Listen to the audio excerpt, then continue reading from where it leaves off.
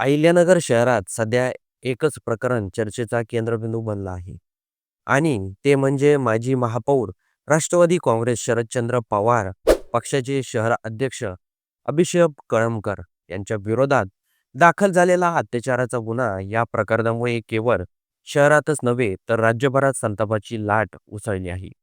महिलेच्या सुरक्षतेचा मुद्दा पुन्हा एकदा ऐरणीवर आला आहे आणि या राजकीय वातावरणातही आता तापले आहे. संपूर्ण प्रकरणाची सुरुवात झाली एका 25 वर्षीय तरुणीच्या तक्रारीपासून.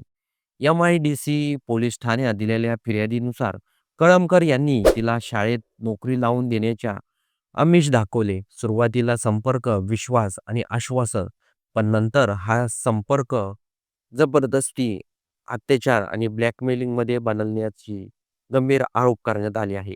फिर्यादीच्या म्हणण्यानुसार नगर शहरातील विविध ठिकाणी तसंच पुणे जिल्ह्यातील शिरूर येथील एका लॉजमध्ये नेऊन वारंवार अत्याचार करण्यात आला.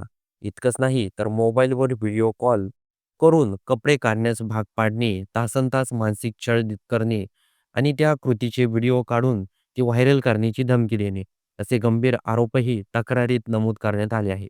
पीडितेने काही व्हिडिओ पुरावे पोलिसांकडे जमा केल्याची माहिती समोर आली आहे. या सर्व छळाला कंटाळून अखेर तिने पोलिसांकडे धाव घेतली. गुन्हा दाखल होताच अभिषेक कळमकर फरार झाल्याची माहिती पोलिसांनी दिली आहे आणि त्याचा शोध सुरू आहे. त्यामुळे या प्रकरणाला आणखी गंभीर वळण मिळाले आहे. एकीकडे कायद्याची प्रक्रिया सुरू आहे तर दुसरीकडे समाजात संताप उसळलेला आहे. नागरिकांकडून कठोर कारवाईची मागणी होत आहे. या प्रकरणावर भाजप नेत्या चित्रा वाघ यांनी तीव्र प्रतिक्रिया दिली आहे. सोशल मीडियावर त्यांनी स्पष्ट शब्दात म्हटलं आहे की महिलेच्या सुरक्षतेवर राजकारण होऊ नये, पण राजकीय संरक्षणही खपवून घेतले जाणार नाही. त्यांनी अप्रत्यक्षपणे पक्ष नेतृत्वावर प्रश्न उपस्थित करत आरोपीला तात्काळ पक्षातून बडतर्फ करण्याची मागणी केली आहे.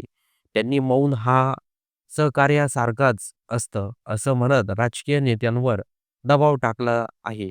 या संपूर्ण प्रकरणामुळे आणखी एक मोठा प्रश्न उपस्थित झाला आहे. समाजात उच्च पदावर असलेल्या व्यक्तीवर जेव्हा असे आरोप होतात, तेव्हा महिलेचा विश्वास नेमकं कोणावर ठेवायचा? नोकरीचं आमिष, अधिकाराचा गैरवापर, ब्लॅकमेलिंग, हे सर्व केवळ एका मुलीचे दुःख नाही, तर प्रत्येक स्त्रीच्या सुरक्षतेची निगडीत प्रश्न आहे. सध्या या प्रकरणात एक व्हिडिओ समोर आला असल्याचं सांगितलं जात आहे.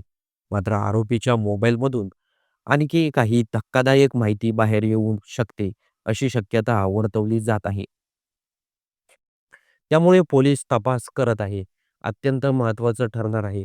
तपासातून नेमकं काय सत्य समोर येतं, आरोपींना कितपत खरे आहे, याचा अंतिम निर्णय न्यायालयीन प्रक्रियेनंतरच होणार आहे.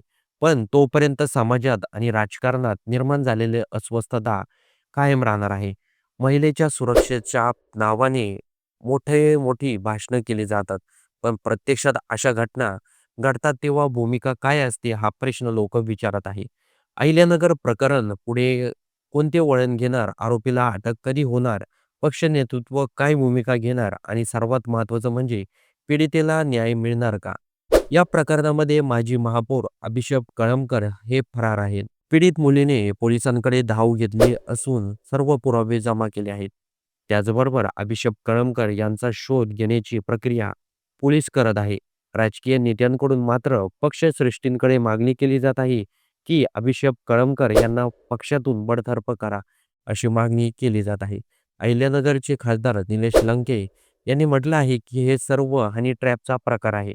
आता या प्रकरणावर पोलीस काय कारवाई करतात याकडे सर्वांचंच लक्ष लागून आहे.